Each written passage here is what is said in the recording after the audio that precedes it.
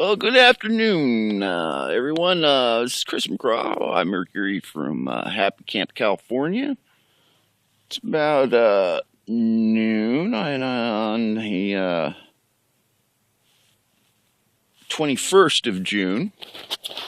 And I'm just sitting out here enjoying some beautiful weather. Beautiful weather. And I have a little update here going on this gasoline theft situation that's going on here in Happy Camp. And I would just like to share with the community here in Happy Camp and the anarchist resource-based economy people that I work with on the internet an update on this situation. Okay, first of all, I stayed up at this.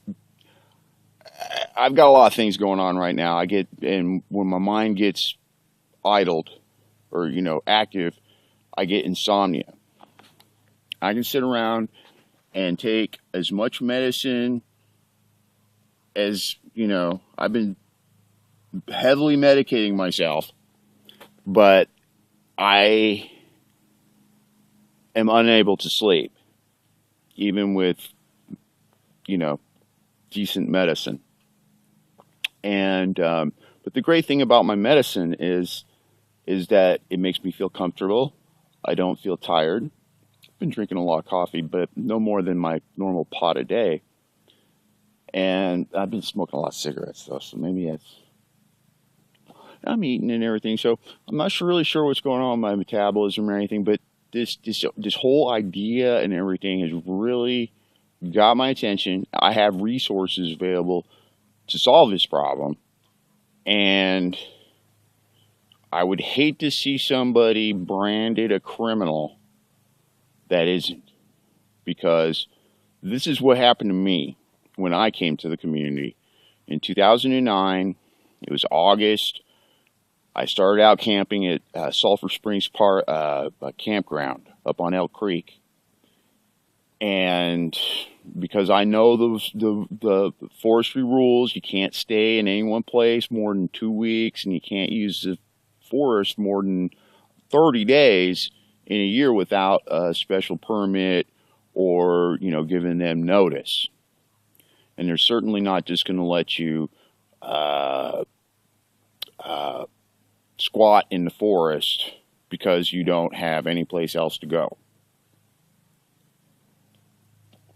So anyway, eventually I was apprehended by 6 Leo officers, Forest Service law enforcement officers, for my heinous crimes against the people of Happy Camp and Siskiyou County in the United States of America. I was charged with 5 charges.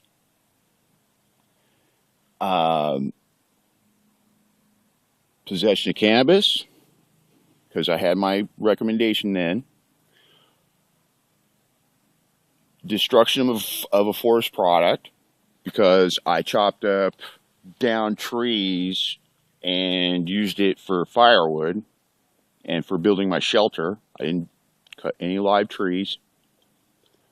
Polluting a stream or waterway, because I was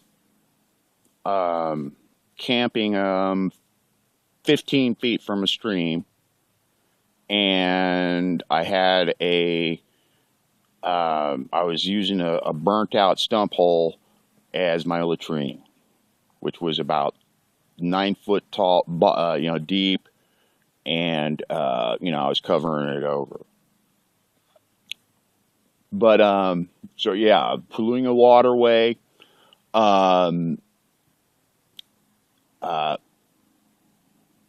removal of government property, because if you recall back in '09, you guys had that fire up there at out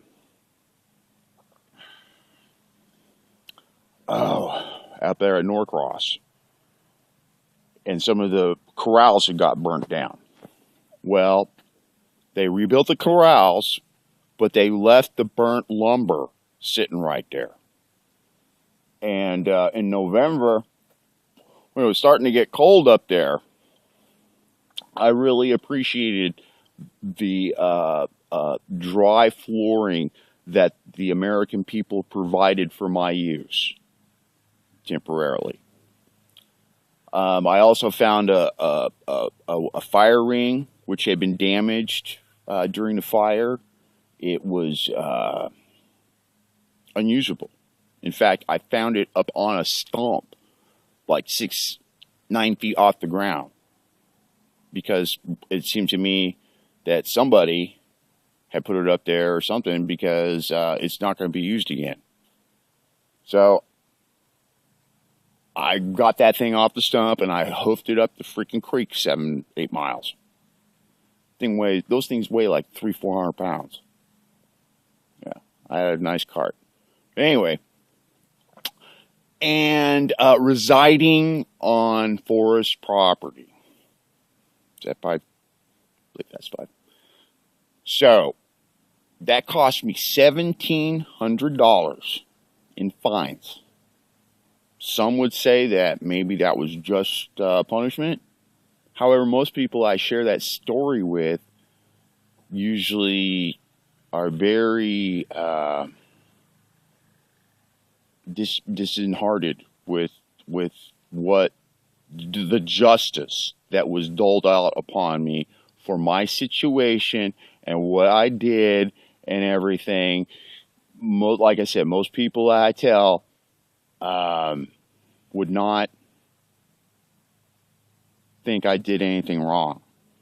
Okay? So, did I have to go to a jury of my peers to get that verdict? No, I was actually a plea bargain, because I was actually up for all those charges together. It was like $120,000 in fine. Well, actually, the cannabis got dropped off. I only had 4 counts I finally settled for. But still, I was still up. I mean, originally with the cannabis, I was looking at like 5 years in jail and $120,000 in fines. And after they dropped the cannabis, it still was like $20,000. Just that cannabis one had a $100,000 fine and 3 years in prison. And the other counts each had a $5,000 fine with 6 months in prison. Yeah. So because I'm homeless, I have no place else to go.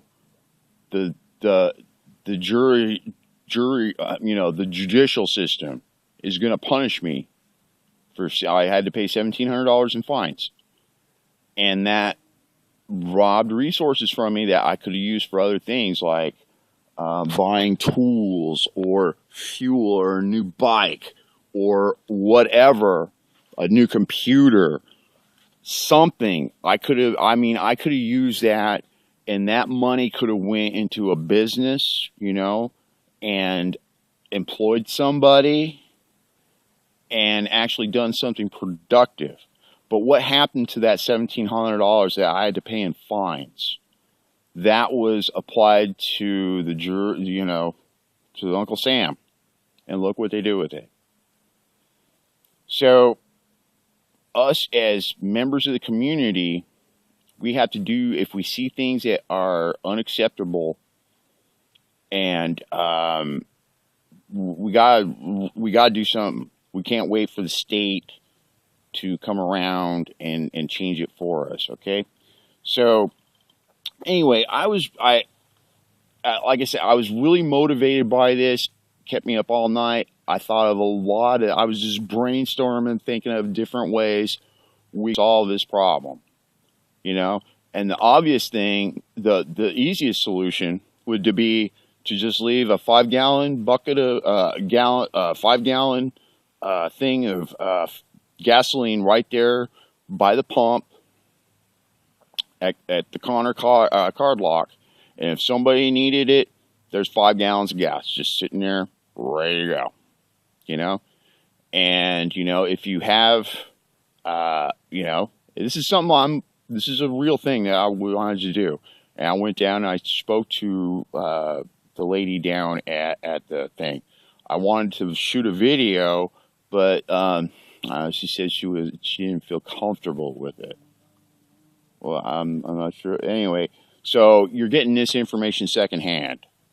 Okay, I understand from what she told me, which I didn't know, and that's the other big thing.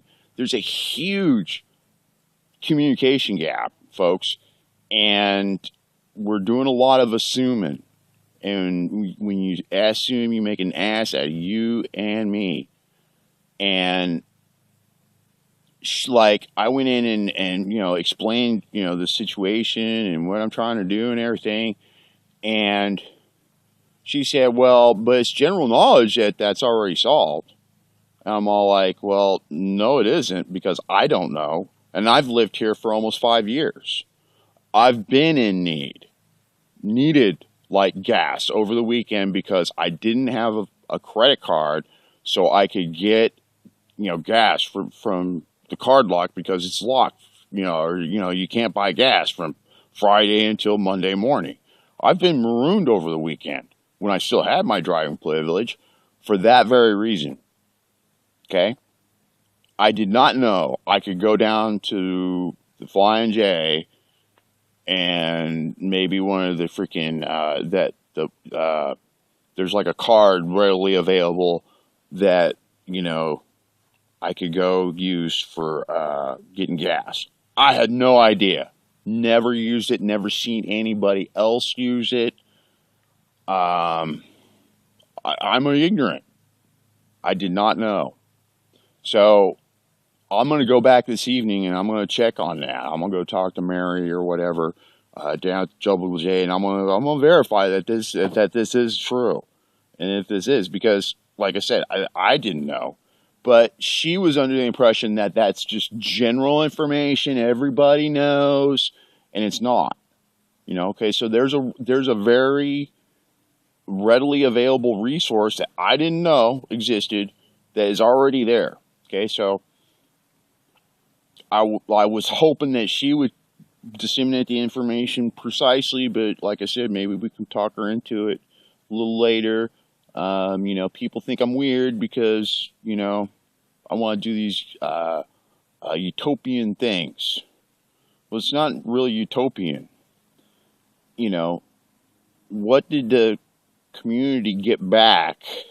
I mean, if I really damaged the community and the forest and everything, what did they get back for my $1,700 fine? You know, I could have caused way more damage than that. I mean, if I really